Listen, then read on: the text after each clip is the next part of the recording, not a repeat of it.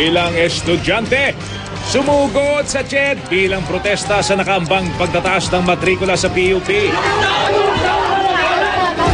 Iba pang mag-aaral, muling nag-walkout at barikada sa pamantasan. Manny Pacquiao muling pinagkaguluhan sa kanyang pagbabalik Pinas. Issue sa politika at pagre-retiro niya na usisa. Sa survey ng The Center, Senador Manny Villar nakakuha ng 28%. Senador Noynoy Aquino, 26% naman. Bagyo, posibleng pumasok sa Pilipinas ngayong linggo. At Tony Rose Gaida, kumusta kaya ang pagbabalik trabaho matapos pumanaw ang anak? Kornea ni James, idinonate sa iBank.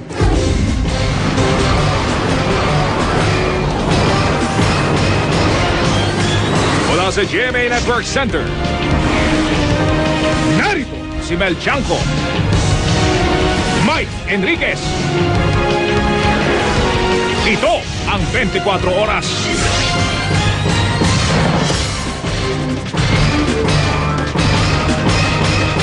Magandang gabi po, sumugod sa opisina ng Commission on Higher Education ang ilang estudyanteng tutol sa planong pagtataas ng tuition sa Polytechnic University of the Philippines sa Maynila. Nakipagtulakan sa mga estudyante ang ilang gwardiya, meron ding pumormang makikipagsuntukan sa mga realista. Yan ang tinutukan ni Rauno Crisostomo. Mapayapang nagmarcha ang may 30 estudyante patungong opisina ng Commission on Higher Education o CHED sa Quezon City kaninang umaga. Pero habang papalapit sa opisina, bigla na lang nagtakbuhan ng mga batang rallyista.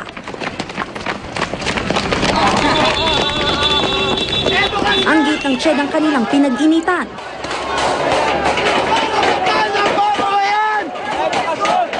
Pakay raw nilang pasukin ng opisina at ireklamo ang nakaambang pagtaas daw ng tuition sa Polytechnic University of the Philippines o PUP. Ang mga gwardya nakipagtulakan sa mga estudyante.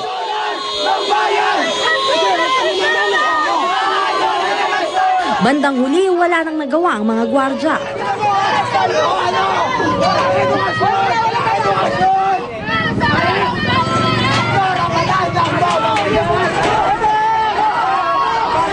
Ang isa sa kanila, sa inis, umasta ng makikipagsuntukan sa mga rallyista.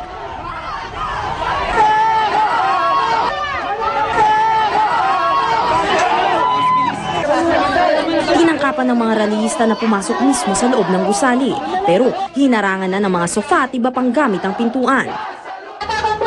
Kaya sa lobby ng CHED compound na lang nagprograma ang mga rallyista. Diyan nila makatwira na mula 12 pesos, gagawin daw 200 ang kada unit sa PUP. Para mo nang sinabing wag nang mag-aral ang mga mahihirap na kabataan natin. Kaya talagang galit na ang mga kabataan sa CHED dahil kailanman hindi tumindig sa panig ng mamamayan. Sagot ng CHED, ang PUP School Board lang daw ang may sagot sa reklamo ng mga estudyante. Ginagalang naman daw ng pamunuan ng CHED ang karapatan ng mga estudyante na magreklamo. Ang kanilang pakiusap lamang idaan sa mapayapang pamamaraan ng hindi magkasakitan. Rauno Crisostomo, nakatutok, 24 Oras. Bilang protesta pa rin sa 2,000% dagdag sa matrikula sa Polytechnic University of the Philippines o PUP. Muling nag-walkout sa mga mag-aaral doon kaninang hapon. Ang sabi naman ng pamunuan ng PUP, hindi naman lahat ng kurso ay dadagdagan ang matrikula. Nakatutok sa PUP, live si Emil Sumangil.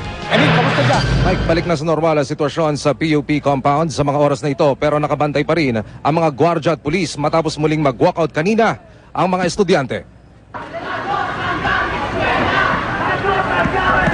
Mula sa PUP campus, sabay-sabay nagmarcha papalabas sa mga mag-aaral mula sa iba't ibang kurso alas 3 ng hapon kanina. Ikinandado ng mga gwardya ang main gate ng eskwelahan. Ipinaabot ng mga estudyante sa media ang kanilang karaingan.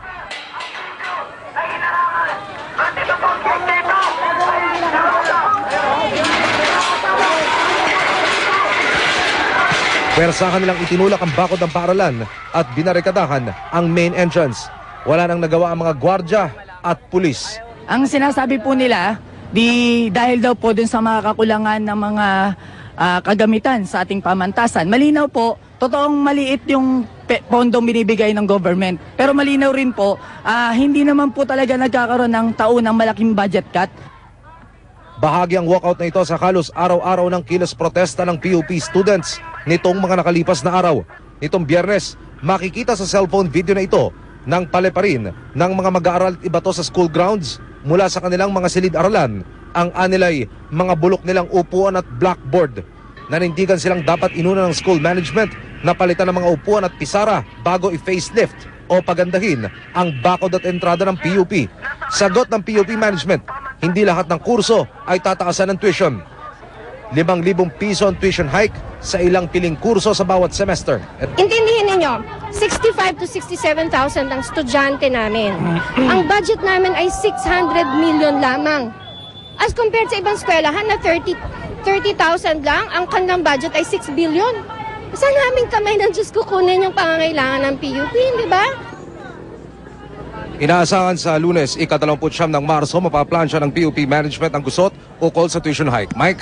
Emil, lilinawin ko lang. Yung walkout kanina, pangsamantala lang, nagbalikan ba sa klase? Tuloy pa rin ang klase hanggang ngayong gabi? O buong araw na tumigil? Pagkatapos nila mag-walkout kanina, Mike, bumalik din sila sa loob ng campus para ituloy yung dialogo kasama yung PUP management. Pero hanggang sa mga sandaling ito, wala pa rin tayo nakukuha konkretong impormasyon mula sa mga mag-aaral at sa management ng Polytechnic University of the Philippines. Ano yan, araw-araw may walkout na dyan. Ang gagawin ng mga estudyante na protesta. Ganun ba yun, Emil? Tama yan, Mike, hanggat hindi raw napaplansya ang usaping ito hanggang sa sumapit ang ika-29 ng Marso sa Lunes, ay itutuloy nila ang kilos protesta bilang pagkontra nga dito sa nakaumang na tuition hike. Mike?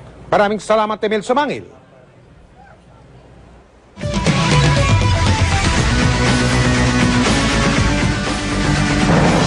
Mainit ang pagsalubong ng mga Pilipino sa pagbabalik ng ating pambansang kamao, si Manny Pacquiao. Pero hindi naiwasang mabahira ng politika ang kanyang pag-uwi sa bansa. Nakatutok si Ray Alves.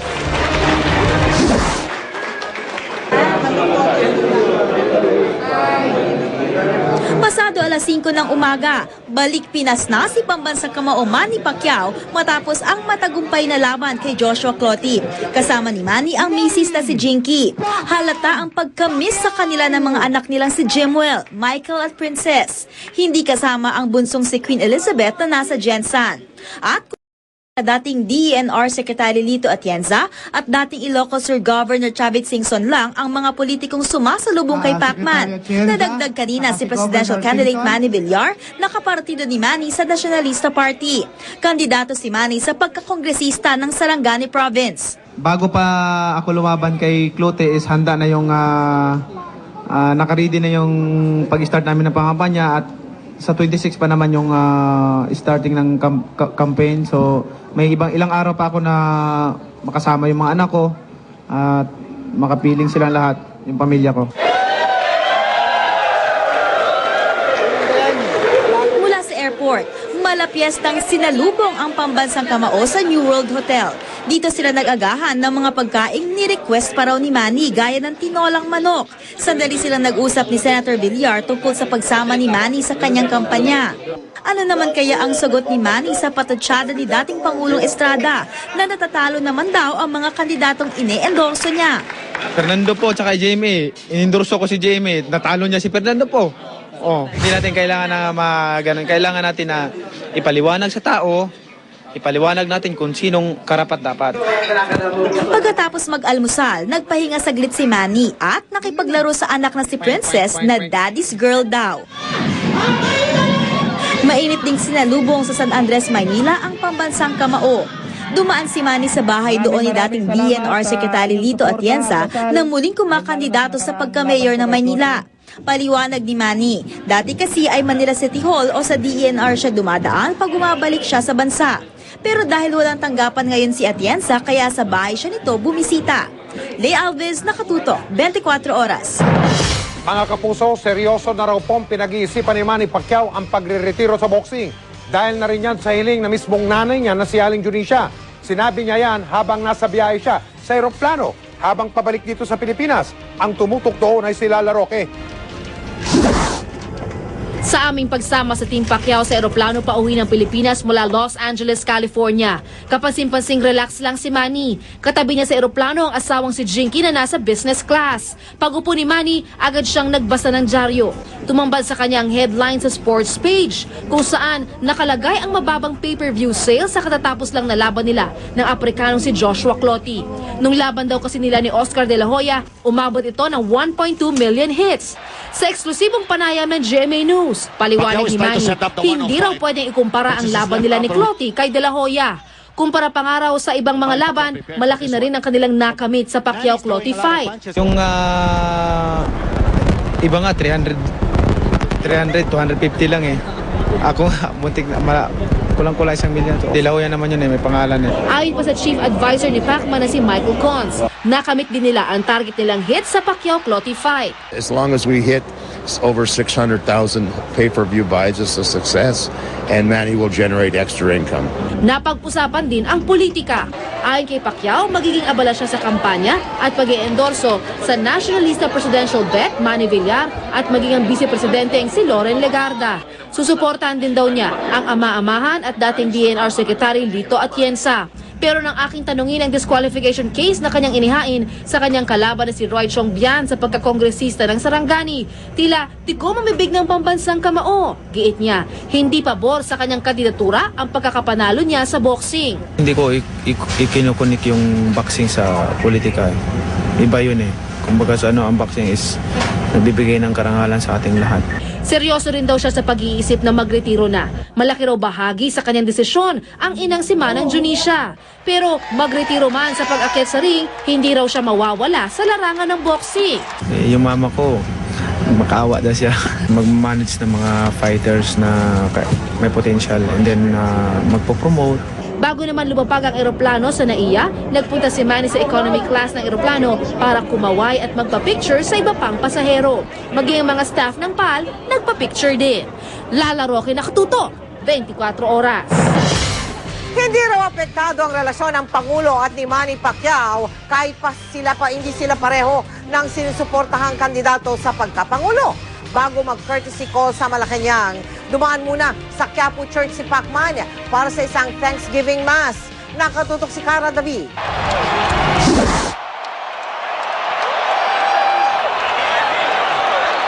Sa tuwing lalaban si Manny Pacquiao, ito ang una niyang ginagawa, ang taimtim na magdasal. Manny in his ritual, going to his corner, praying.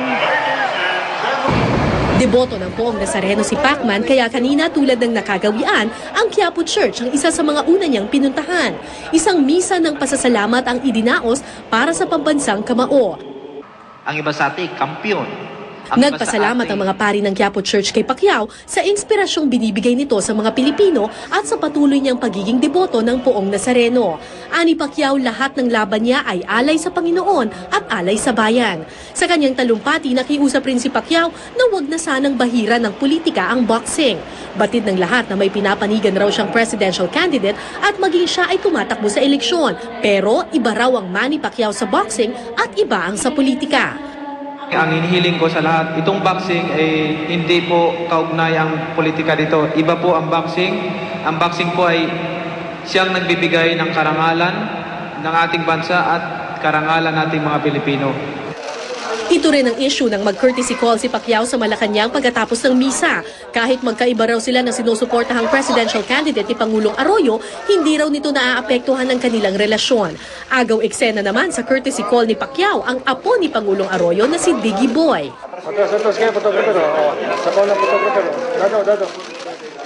Sa pakikipag-usap niya sa media, sinabi ni Pacquiao ang balak niyang pagre-retiro. Hindi naman daw kasi habang buhay ang pagboboxing.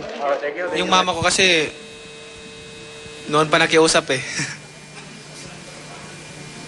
Pag-uusapan namin ang buong pamilya.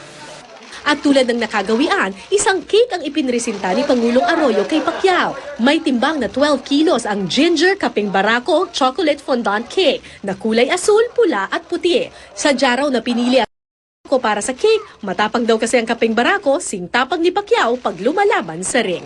Cara David, nakatutok, 24 oras.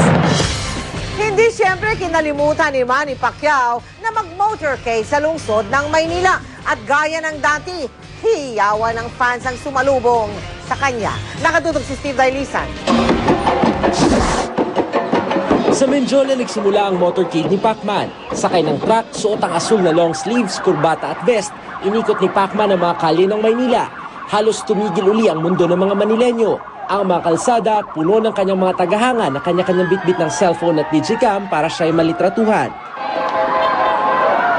Tigil din ang daloy ng trapiko sa dinaanan ng ruta ng Victory Motorcade, pero di kinakitaan ng pagkainis ng mga motorista. Ang mamang ito, tumungtong pa sa jeep, makita lang ng malapitan ng idolo. Congrats, Pacquiao! Salamat, tumaan dito sa amin! Hindi sana ako balato kay Manny! Kahit 1,000 lang! Para pambili ng pagkain namin! Ang turistang ito nag-abang din para saluduhan si Pacquiao. He's got power, he's got speed, and he never gives up. Si Pacman kahit tirik ang araw, di napawi ang ngiti at todo rin sa pagkaway. Pero di maiwasang mabahira ng politika ang motorcade. Kasama kasi sa convoy at namigay rin ng pamaypay ang Partido ng Bayaning Atleta o PBA Party List kung saan chairman si Pacquiao. May pumuna rin sa pagsama ni dating DNR Secretary at Manila Mayoralty candidate Lito Atienza. Wala tayong magagawa roon. Yun alam niyo si Manny is like a son to me, is part of the family. Sa Santa Ana Market nagtapos ang motorcade. Di na nagpaunlak ng panayam si Pacman para makapagpahinga. Matapos sa matagumpay ng motorcade ng pambansang kamao dito sa Maynila ay agad naman daw siyang lilipad patungo sa kanyang home province sa Sarangani kung saan nag-aabang din yung kanyang mga kababayan. Kasabay niyan ay yung kanyang paghahanda para sa pagsabak sa kampanya. Steve Dailisa, nakatutok, 24 oras. Kaligtasan mo sa Alerto 24. Isang lalaki ang inaresto sa lungsod ng Caloocan dahil sa pambubugbog umano sa kanyang kinakasama na bagong panganak pa naman. Si Tricia Zafra, naka-alerto 24 eksklusibo. Todo ang panunuyo ng lalaking ito sa kanyang kinakasama matapos siyang ipadampot nito sa mga pulis bago maghating gabi sa Bagong Silang, Caloocan. Hindi na raw kayang tiisin ng biktimang tawagin na lamang natin sa pangalang Marie ang paulit-ulit na pananakit sa kanya ng sospek, lalo pat kapapanganak niya 3 linggo lang ang nakakaraan. Nag-ugat umano ang away na madalas mauwi sa pananakit sa hinala ng sospek na hindi raw siya ang ama ng batang isinilang ni Marie. Nagtamo ng sugat sa kaliwang braso si Marie. Dapat yung baby mo umpog sa pader eh. Naiganong ko, tapos tinulak niya ako, di niya napansin gumano. Sa pader po tumama. Kasi nga, may matayin eh, tiniis ko lang. Dinugo pa ako dahil sa'yo. Bukod sa pananakit, may 2 araw na rin daw siyang ginugutom ng sospek sa pamagitan ng pagkukulong sa kanya sa kanilang bahay. Lalagyan ng kuryente yung pinto buhat. Ang sospek, walang katapusan sa pakikiusap at paghingi ng tawad. Natatakot na ako sa'yo.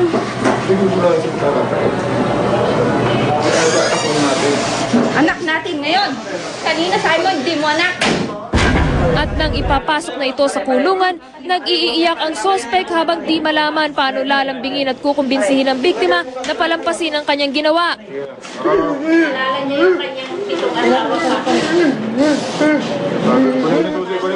Nahihirapang magdesisyon ang biktima kung tutuluyang sampahan ng kaso ang sospek dahil iniisip daw niya kung saan kukuha ng pambili ng gatas ng anak. Pero habang nag-iisip pa siya, mananatili muna sa kulungan ng sospek.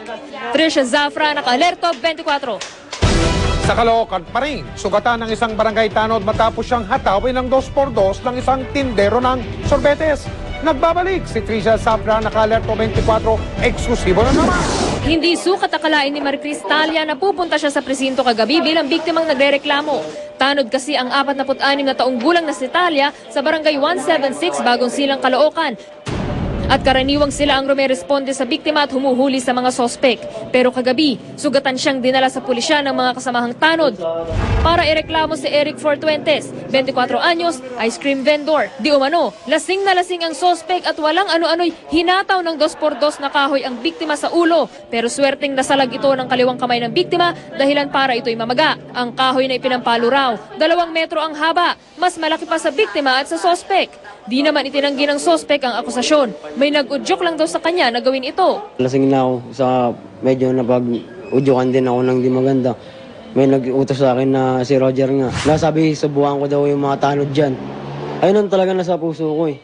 Pero agad din daw pinagsisihan ng sospek ang kanyang nagawa. Nay, sana po Nay, patawarin niyo po ako. Hindi ka na po ulitin Nay. Promise po Nay, gagalang ko na po talaga kayo. Hindi na po mangyayari ulit Nay. Nay. Gusto lang po makauwi ako kasi nag-aalala na po yung magulang ko na eh. Sincero man si Fortuentes, desidido naman ang biktima na turuan ito ng leksyon. Hindi ko po muna ngayon matatanggap ang mga salita niya na binigay sa akin kasi masakit din sa akin na yung ginawa niya. Eh kung natuluyan po niya ma'am, ako, di namatay na ako. Makuha na yung medical nila, diretsyo na yan sa court request na yan. Kasong direct assault at physical injuries ang haharapin ng sospek. Trisha Zafra, naka-alerto, 24. Matapos ang sunod-sunod na pagtataas ng presyo ng mga produktong petrolyo, magandang balita dahil magro-rollback ang ilang kumpanya. Nauna na kaninang tanghali ang Flying V, 25 sentimo ang ibinaba sa kada litro ng kanilang diesel, gasolina at kerosene. Ganito rin ang rollback ng Sea Oil at Shell sa kanilang diesel at gasolina. Ang Eastern Petroleum, Chevron, Phoenix Petroleum at Petron naman ay magbababa rin ng presyo bukas. Ang rollback ay bunsod ng paggalaw sa presyuhan sa world market. Mga kapuso, meron po tayong balita na matagal nang hinihintay ng mga Pilipino, lalo na ng ating mga magsasaka. Ayon po sa Pag-asa, may papalapit na bagyo sa ating bansa. Kauna-unahan po yan para sa taong ito. Sa ngayon po ay nasa silangang bahagi pa ng Mindanao. Ang bagyo na yan, medyo may kalayuan pa po mga kapuso. Pag pumasok yan at kung papasok yan sa teritoryo ng Pilipinas, ang magiging pangalan ng bagyo ay Agaton. Posible na sa Webes po mangyari yan ayon sa Pag-asa. Inaasahan din ng Pag-asa na magdudulot ang bagyo ng pag-ulan sa Luzon, kabilang ang Metro Manila, pati na sa silangang bahagi ng Visayas at Mindanao. Hindi tatama ng kalupaan yung mga dams na nandito sa may Central Luzon at saka sa may Northern Luzon. Inaasahan natin na ito ay makapagpataas sa level ng tubig.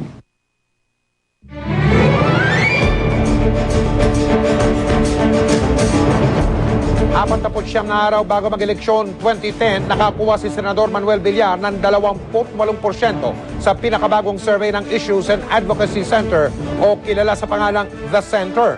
Samantalang 26% naman si Senador Benigno Aquino III. 2 puntos ang lamang ni Villar kay Aquino. Ang tinatawag na margin of error sa survey na yan ay nasa 2.8%. Ayon kay Ed Malay ng The Center, tabla sina Villar at Aquino. Pumangatlo sa survey na yan si dating Pangulong Joseph Estrada. Sinundan siya ni na dating Defense Secretary Gilbert Teodoro at Senador Richard Gordon. Nasa pang-anim na pwesto naman ang kandidato ng Partidong Bangon Pilipinas na si Brother Eddie Villanueva. Ang survey na ginawa sa buong Pilipinas o nationwide ay tinanghal o ginawa mula ika-3 hanggang ika-10 ng buwang ito ng Marso. 2,400 ang mga tinanong. Ang The Center ay isa pong tinatawag na political monitoring organization na nagbibigay ng mga ulat sa kalagayang politikal sa ating bansa.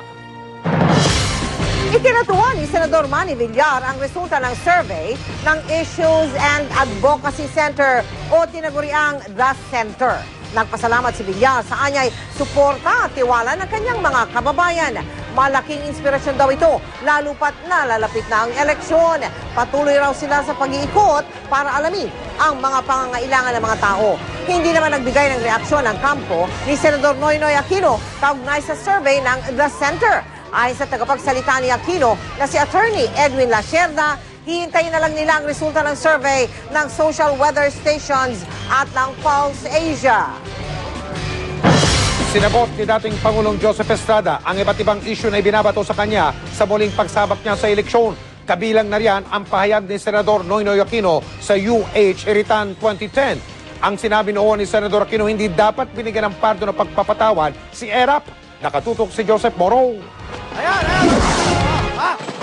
Game na game at pasayaw-sayaw pa si dating Pangulo at pwersa ng masang Pilipino Presidential Bet Joseph Estrada sa pagharap niya sa UH Iritan 2010. Kasama ang kanyang Vice President na si dating Makati Mayor Jejo Marbinay. Sa kanyang muling bagsabak sa pagkapangulo, sinabi ni Erap na natuto na siya ng leksyon na mapatalsik siya sa pwesto noong 2001. Dahil yung mga naghaharing uri, hindi nila matanggap na ako nahalal. Kung sakali man maging Pangulo ko, sila ang pakukulong ko lahat. Hindi nila ako pwedeng alisin sapagkat ako tunay na halal ng taong bayan. Itinanggi niya na nagpayaman siya sa pwesto. May mga negosyo na raw siya bago siya naging Pangulo. Sabay tukso kay Professor Winnie Monsod na pinaghandaan niya ang mga tanong nito. Bakit ho hindi naka-reflect sa inyong Statement of Assets and Liabilities ang net worth noong 1999? Dahil po nag-divest na po tayo, nung senador pa tayo, nilagay po natin sa isang kumpanya. Yan ang pangalan ng job. Maliwanag po ba? Preparado ako sa mga question niyo. Anong kumpanya? Sinagot din ni Erap ang sinabi ni Liberal Party Presidential Candidate Noynoy Aquino na hindi ito sang-ayon sa ibinigay na pardon sa kanya ni Pangulong Arroyo. Sabi ni Erap, hindi niya ito hiningi, sabay paalaala kay Noynoy. Si President Cory Aquino. Pinarelease niya agad yung komunista, ang head na komunista si Jose Maria Sison. Tapos pinasundo pa niya si Norm Misuari. Tapos pinarelease niya at pinardon din niya si Commander Dante. Wala naman nagreklamo. Ba't siya ngayon magre-reklamo sa akin? Sa ambush interview, sinabi ni Erap na hindi naman daw siya nainis sa sinabi ni Noynoy. Ewan ko, baka yun ang sarili niya opinion. I respect his opinion, pero binaliliwanagan ko lang siya.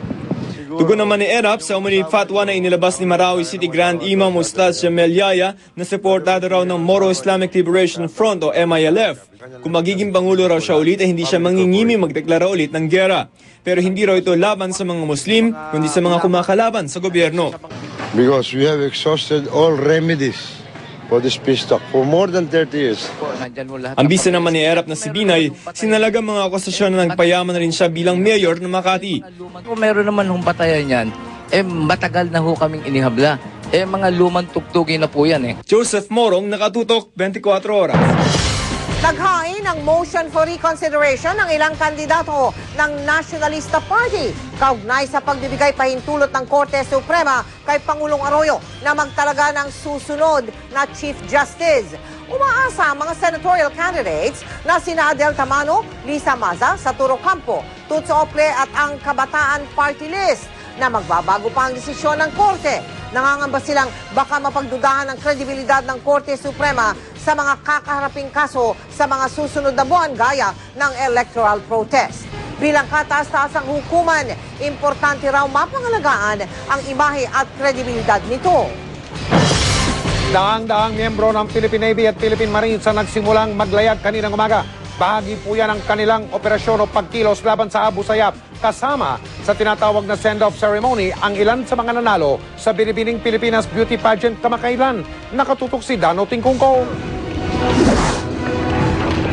Sakay ng mga bagong kumpuning barko ng Navy, tumulak na pa Western Mindanao at ilang lugar sa Visayas, Cavite at Zambales ang Navy men at Marines. Bukod sa kompletong scuba equipment na gagamitin sa mga operasyon, meron ding mga 11-meter rigid hull inflatable boat at V-300 armored personnel carrier at V-150 Commando Army tanks. Bear in mind that your Navy will always be here to take good care of all of you as you go to your different deployment areas. Mas malapit na raw ang Navy sa kanilang target pero aminado si Goles, modernisasyon pa rin daw ang susi sa tuluyan nilang pagpulbo sa mga kalaban ng gobyerno. We should have a Navy that can allow us to fight in a three-dimensional battle space, meaning up there, on the surface, and even on subsurface. Inspirasyon naman sa send-off ang mga Binibining Pilipinas titleist na sina Binibining Pilipinas Universe Maria Venus Raj, Binibining Pilipinas World Sarina Gat Bonton, at Binibining Pilipinas First Runner-Up Dayan Nesio. Personal silang inimitahan ni Goles na nagsilbiring judge sa Binibining Pilipinas pageant. Kinantahan pa sila ni Goles sa cocktails pagkatapos ng programa.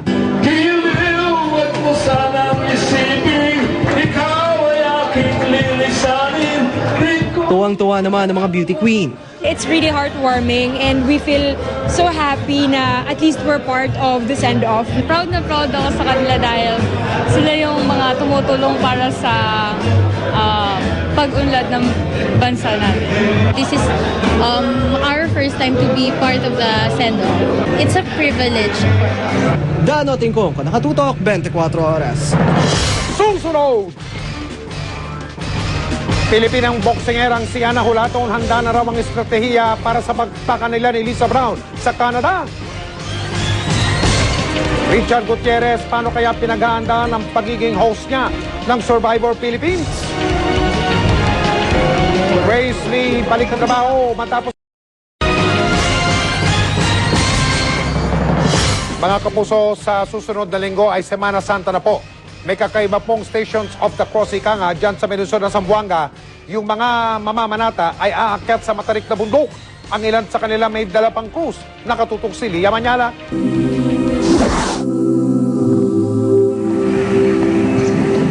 Tunay na penitensyang maituturing ang kakaibang Stations of the Cross na ito sa abong-abong Zamboanga City. Para na rin kasing naranasan ang pinagdaanan ni Cristo sa pag-akyat sa bundok ng Golgotha kapag aakyatin ang matarik na bundok na ito. Bawat istasyon ng krus nakapangalan sa parokya at universidad sa Zamboanga. Ang iskultura talagang pinaghirapan at pinaganda. Pati na ang sculpture ng pagkabuhay ni Cristo malapit sa krus. Halos 2 kilometro ang inaakyat nila dito kung Semana Santa. Ang ilan may bitbit pang krus kaya naman doble hirap sa pag-akyat. Dito lang sa baba. Tulad na lang ng grupo ni Elong Natividad na 13 taon nang nagpapapako sa krus. At ang mga krus na gamit nila mula pa nung una ay gamit pa rin nila hanggang ngayon sa pagpapapako. It's not easy, but if you have that faith, siguro yun ang importante. Kwento pa ni Elong, napupuno ng mga deboto ang daan paakyat sa Pulong Bato tuwing Semana Santa. Ang marating ang rurok ng Pulong Bato para sa mga deboto ay pagtatagumpay sa kanilang pagpepenitensya na gaano man ang hirap na kanilang pinagdaanan ay sulit naman dahil naipakita nila ang kanilang pananampalataya. Mula sa Zamboanga City, Lia Manyalak, nakatuto 24 oras. Ayon po naman kay Father Ray Francisco ng parokya ng Holy Trinity sa Pasunang, Zamboanga, hindi nila hinihikayat ang mga tao na gawin ang ganyang klase ng penitensya. May iba naman daw paraan ng pag-aanuyo o pag-aayuno tuwing Semana Santa.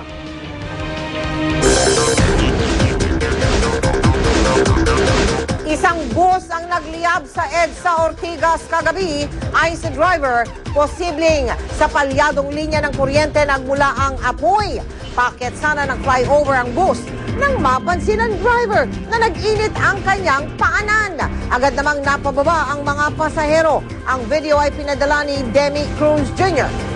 Isang nasusunog ding 18-wheeler ang inabutan kahapon ni Brian Tuazon sa Subic-Clark-Tarlac Expressway o SCTEX. Sinasabing linya rin ng kuryente ang sanhi ng sunog. Sa mga gusto magpadala ng mga video o picture ng mahalagang balita, mag-log on sa www.gmanews.tv/uscoop. Kung MMS ang gusto ninyong ipadala, i-text ang balita MMS Space, ang inyong mensahe, pangalan at address at i-send sa 4627. At kung impormasyon ang gusto ninyong ipabahagi sa amin, i-text ang balita Space, ang inyong mensahe, pangalan at address at ipadala sa 4627. Chika Minute! Aminado si Richard Gutierrez na magiging very challenging ang pagiging host ng Survivor Philippines. Paano kaya niya ito pinaghahandaan? Alamin sa chika ni Lars Santiago.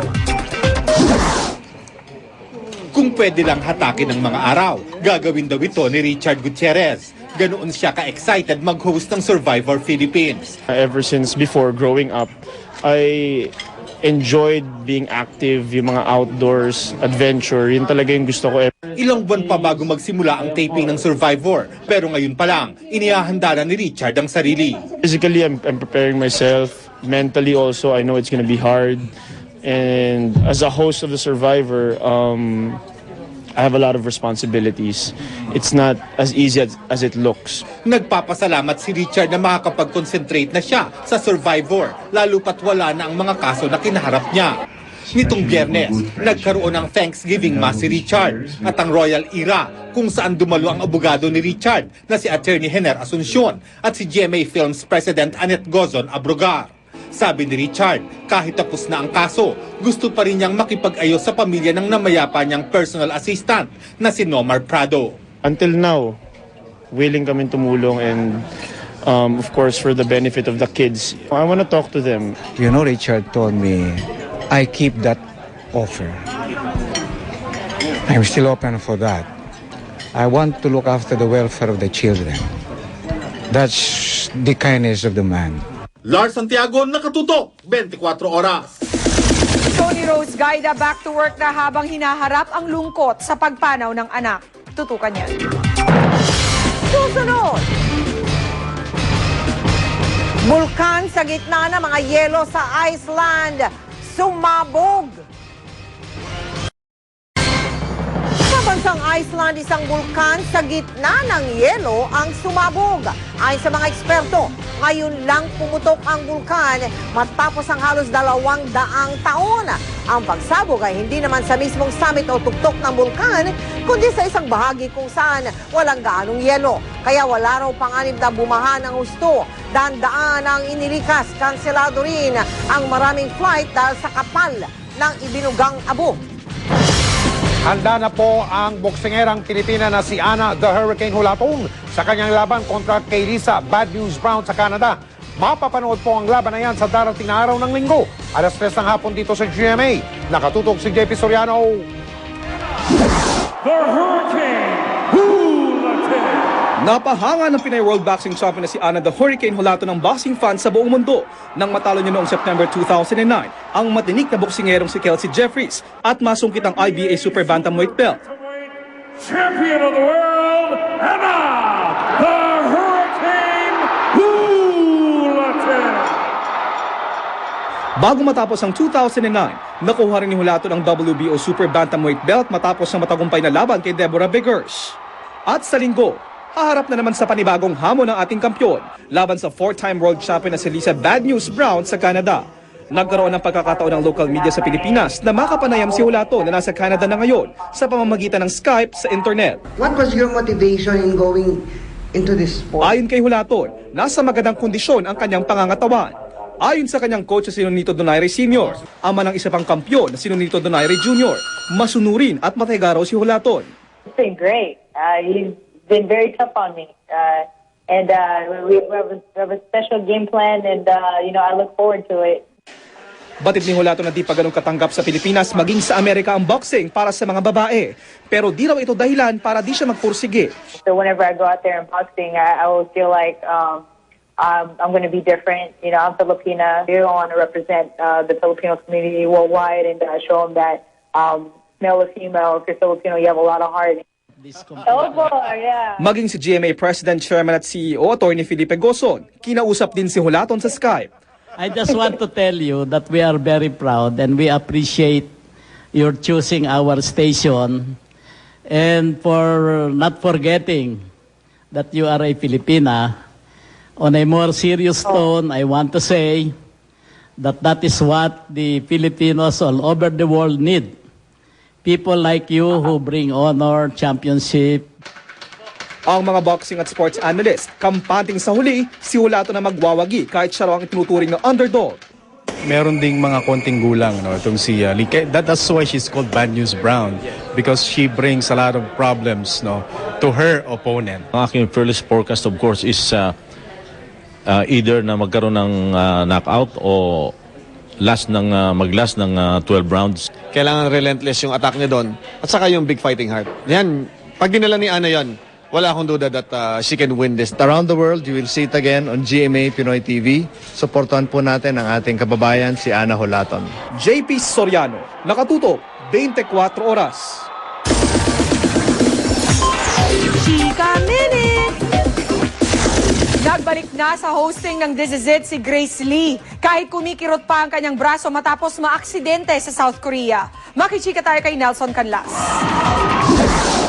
Happy si Grace Lee na back to This Is It na siya. May ilang araw din siyang nagpahinga sa Korea habang pinapaampat ang maga sa kanyang braso bago pagdugtungin ang nabaling buto matapos maaksidente sa snowboarding 2 weeks ago. Buti naman, hindi natuloy yung surgery. At least, hindi ako magkakaroon ng malaking scar.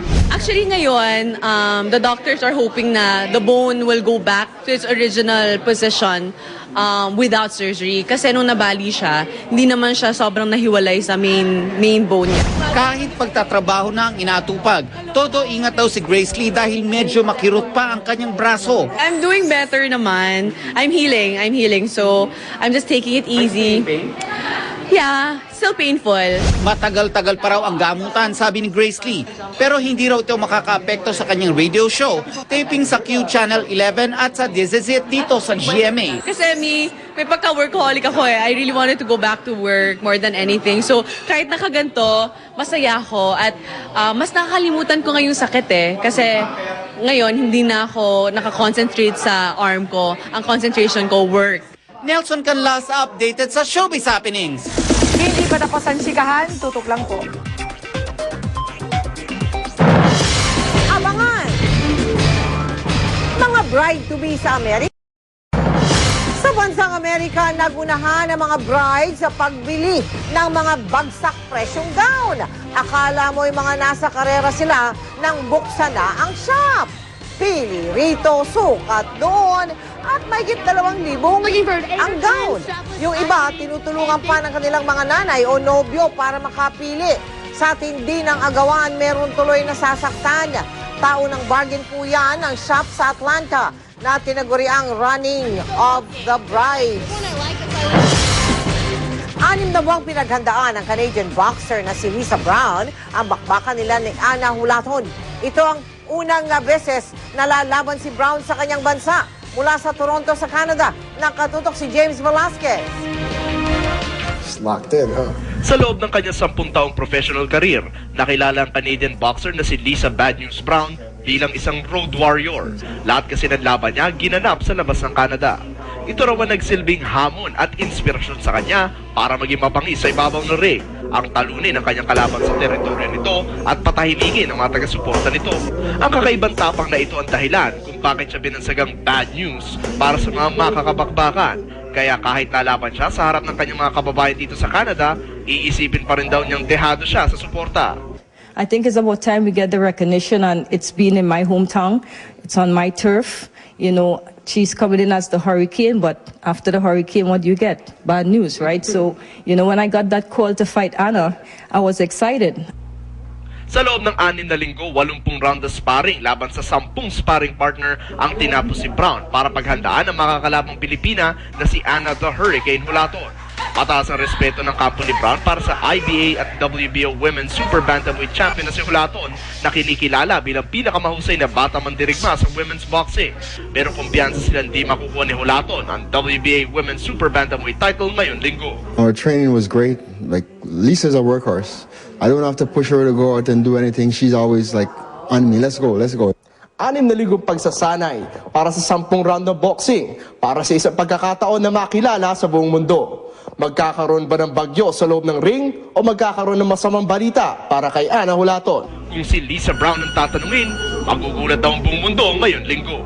Gonna go out there and showcase my skills, show the world what I'm all about, the road warrior, and I'm confident. Mula sa Toronto, Canada, James Velasquez sa Katutok, 24 Oras. Si Mel Tiangco, ang inyong kapusong totoo. Sa mga donors, sponsors at iba pang sumusuporta sa Kapuso Foundation, buong galak po namin pinaalam sa inyo na nagsimula na po ang palistahan para sa ating proyekto sa Metro Manila na tinaguriang unang hakbang sa kinabukasan. At pati sa mga lalawigan, pinaghahandaan na rin ang gagamitin ng mga magsisipag grade 1. Sa mga nagpalista, ibabase ang bilang ng mga magiging grade 1 beneficiaries ng unang hakbang sa kinabukasan para sa school year 2010-2011. Isang social hall na punong-puno ng mga magulang at magsisipag grade 1 ang bumati sa amin sa East Central Elementary School sa Dagupan sa Pangasinan. Gaya ng mga naroon, maagap din na ipinalista ni Ramona ang anak para mapabilang sa mga mabibigyan ng libreng gamit pang eskwela sa darating na pasukan. Ayon sa principal, hindi lahat ng mga nagpalista ay nakatuntong sa kinder. Ibig sabihin, may ilan sa kanila na unang beses palang makatutuntong ng eskwelahan sa darating na pasukan. Yung sobra po doon, ito yung mga tinatawag natin mga bata na hindi napapasok ng mga magulang dahil sa kahirapan. So ngayon inavail nila yung program ninyo. Baha lagi dito, hindi lang sa Undoy sa Pepeng, but kung high tide, talagang baha na hanggang above the knee. Kaya nahihirapan mga bata at minsan yung mga guro. Kung ang East Central School, unang pagkakataon pa lang na makakatanggap ng gamit mula sa proyektong unang hakbang sa kinabukasan, sa Lucaw Elementary School, 3 beses nang ginaganap ang palistahan. Dalawa lamang, sina Ergeline at Julie, sa mga mapapalad na magulang na naging katuwang ng GMA Kapuso Foundation para makapag-aral ng maayos ang kanilang mga anak sa tulong ng unang hakbang sa kinabukasan.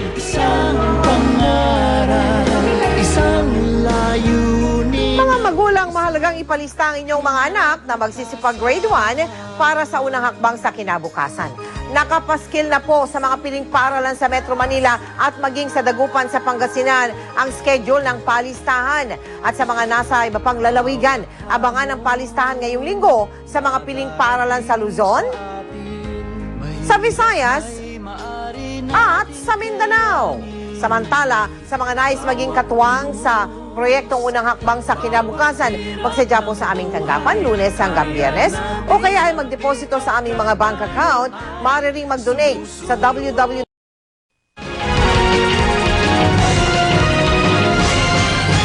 Kahit pagod, ganado pa rin sa pagkanta si Manny Pacquiao sa kanyang concert ngayong hapon. Umiksena naman sa pagsasayaw ang anak niyang si Princess. Panuorin niyo pong pagtutok na ito ni Connie Season. Live po ito. Nasa Ball of Asia po si Connie. Connie. Yes, Mike. Pasado alas 5 nga ng hapon nang matapos ang mini concert dito sa SM Mall of Asia Music Hall ng pambansang kamao na si Manny Pacquiao na talaga namang ikinasaya ng lubos ng kanyang mga fans. Bigay todo pa rin si Manny para sumaya ang kanyang fans sa pamamagitan ng mini concert sa SM Mall of Asia Music Hall kahit aminadong pagod na sa kanyang hectic schedule ngayong araw. Sa sobrang inspirado ni Manny sa pagdagsa ng kanyang mga tagahanga, ang kanyang 3 kantang dapat aawitin ay nadoble.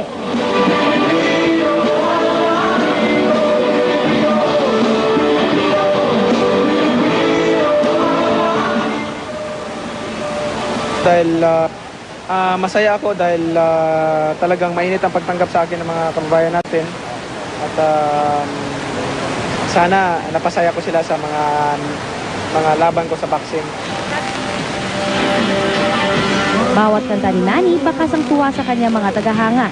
Lalo na ang kanyang tinaguriang number 1 fan na si Rosario Total na ang tanging pangarap ay ang makita ng personal ang kanyang idol at mapapirmahan ang kanyang itinintang larawan nito. Tuwing lumalaban po siya, nagdadasal din ako, kagaya ng nanay niya. At saka, matagal ko na po siya talaga makita, gusto ko siya makita, hindi lang ako... So ngayong araw, natupad ang pangarap na ito ni Rosario. Sa kabila ng mahigpit na security ni Manny, pumayag ang pambansang kamao na papasukin ito sa kanyang dressing room para personal na makausap at mapagbigyan ang hiling nito. That's all.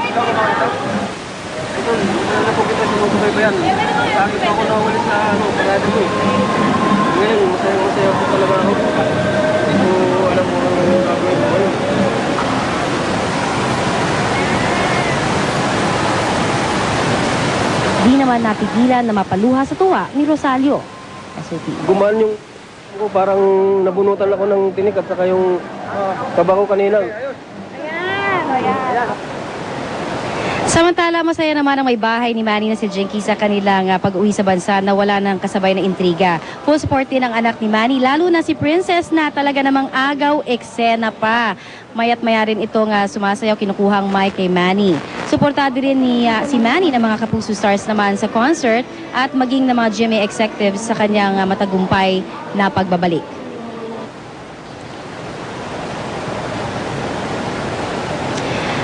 Mike, ang naturang concert ay inorganisa naman ng GMA Network at ito po ay tumagal ng 1.5 oras. Pero ayon nga kay Manny, wala daw ito sa ikli o sa haba. Ang importante raw ay nakapagbigay saya siya sa kanyang mga fans sa kanyang muling pagbabalik.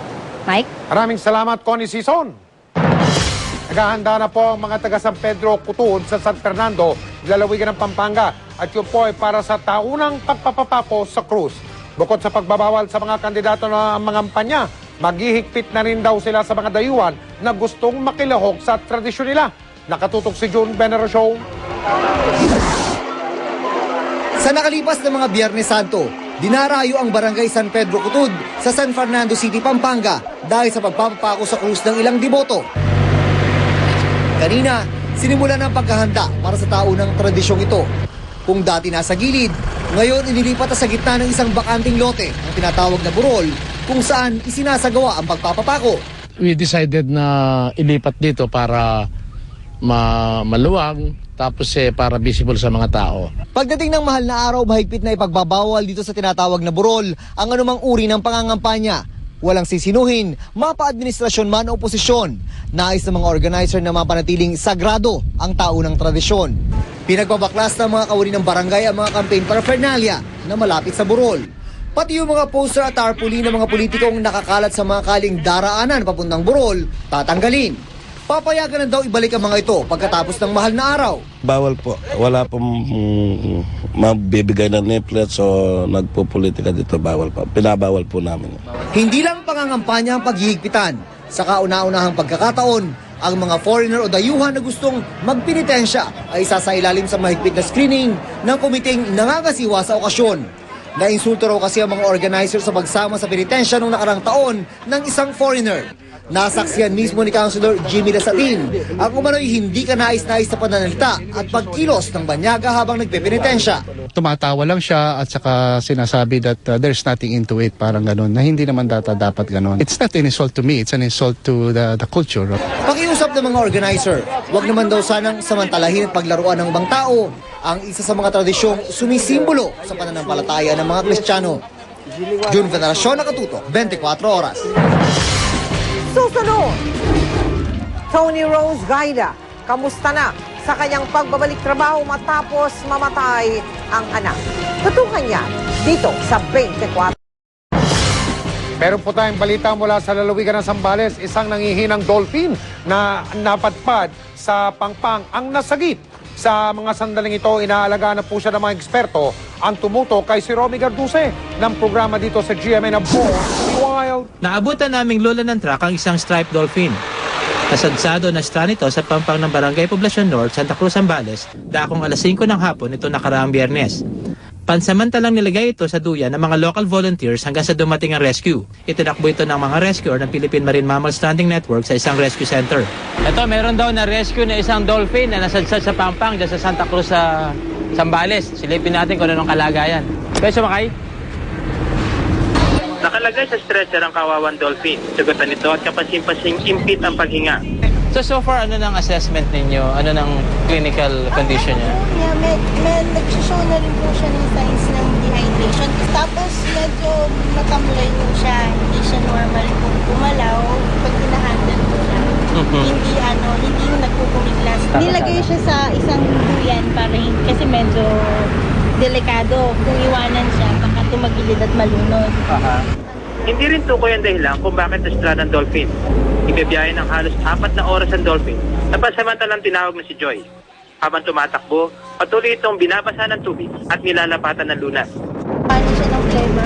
Problema yan. Kinakailangan itong gamitan ng tube para mabigyan ng antibiotic, durog na pagkain at mapainom ng tubig.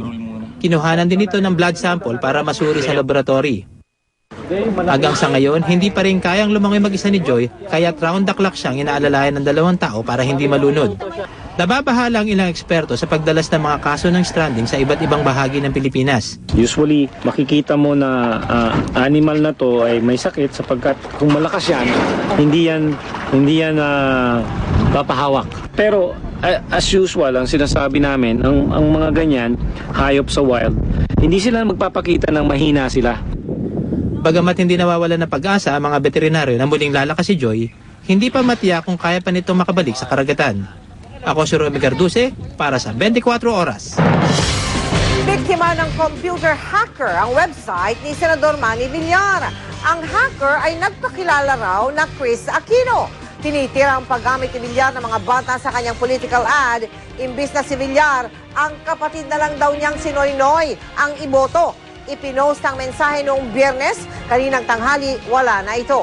Ang Nationalista Party ni Villar nalulungkot at nababahala raw sa ginawa sa website ng senador.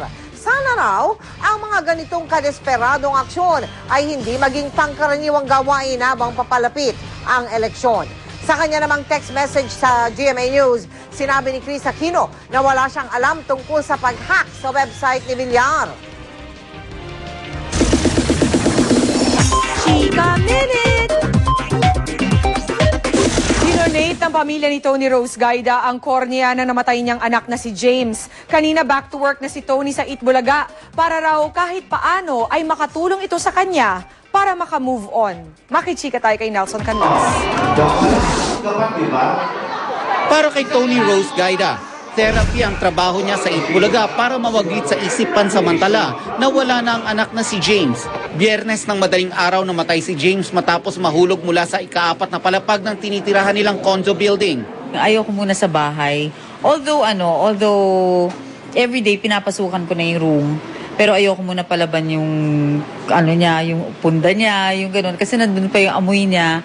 So, mami ko kagabi more or less naka-release na siya, nakasigaw siya, nakaano siya, which I think is good for her. Unti-unti na rin hinaharap ni Tony Rose ang realidad sa kanilang tahanan. Mas madalas na raw ang pagpasok niya sa kwarto ni James. Iba talaga ang power ng Panginoon sa buhay natin. And di ba, why not? Kung makakatulong din ako sa iba na maring may iba nga dyan, buong pamilya nawawala, hindi ba? But yung masasabi ko lang is don't waste your pain because alam nyo, magagamit nyo rin yan para sa iba. Dinonate ang mga mata ni James sa iBank Foundation of the Philippines. Nagpaabot ng labis na pasasalamat ang presidente ng foundation. Pinaprocess na raw ang mga cornea at naghahanap ng magiging recipient. Naging inspirasyon daw ng ibang pamilya ang ginawa ni Tony Rose at ng inang si Rosa Rosal. I'm sure my son would also have wanted it that way. Nelson Canlas, Katutok, 24 Oras. That's it for today. I'll see you again tomorrow. Ako po si Pia Guanyo. Mel, Mike? Salamat, Pia. At yan po mga balitang aming tinutukan sa nakalipas na 24 oras. Maraming salamat sa inyong pagtitiwala. Mula sa tahanan ng katotohanan, ako po si Mel Tiang. Ako po si Mike Enriquez. Ito ang GMA. Walang kinikilingan, walang pinoprotektahan. Walang kasinungalingan, serbisyong totoo lamang. At dahil hindi natutulog ang balita, Nakatutok kami 24 oras.